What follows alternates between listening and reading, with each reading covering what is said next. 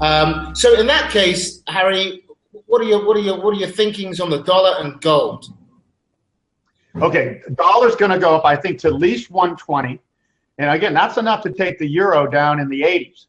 I think the euro and the dollar long term should be at parity, because I've traveled the world now for 40 years. The Australian dollar should be at 65 to 70 cents. The Canadian dollar ought to be at 75 cents roughly. You know, all these things are out of kilter.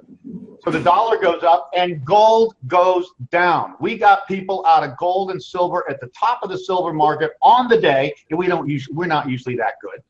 But silver was testing the last bubble top in 1980, a real setup, and gold peaked a few months later. We got out and said gold's going to crash, especially when it breaks 1525, because it was in a long channel.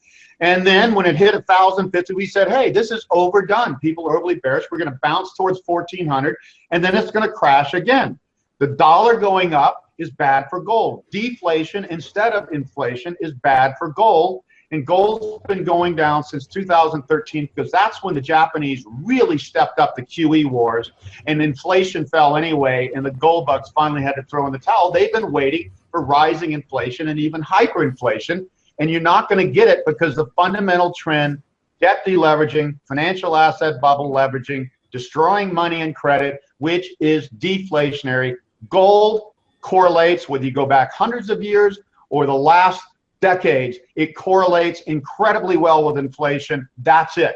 And it correlates with the 30-year commodity cycle that peaked between 2008 and 2011. Those are the two things it correlates. It's not a deflation hedge, and it's not even a crisis hedge, because our worst crisis that we've seen in a long time was 2008 and 9, and gold went running to mommy. It dropped 33%, and silver dropped 50% in the second half of 2008. It was the U.S. dollar and the highest quality sovereign and corporate bonds that were the safe haven. That's what I'm telling people to go now. Wait this out. And when bubbles crash, then you can start buying commodities, and especially emerging markets will do well in the next boom. Developed countries are going to continue to slow for most, and we won't see a boom. The next global boom will not be like 1983 to 2007 for the developed countries, but it will be like that for emerging countries, especially the next big one, India. India has great demographics, is underinvested, infrastructure. China is overinvested, overvalued, and their demographics have been declining since 2011. Declining, the only emerging country in the world, and everybody thinks China is going to take over the world like they thought Japan would in the late 80s, and they were wrong then. I think they're going to be wrong now.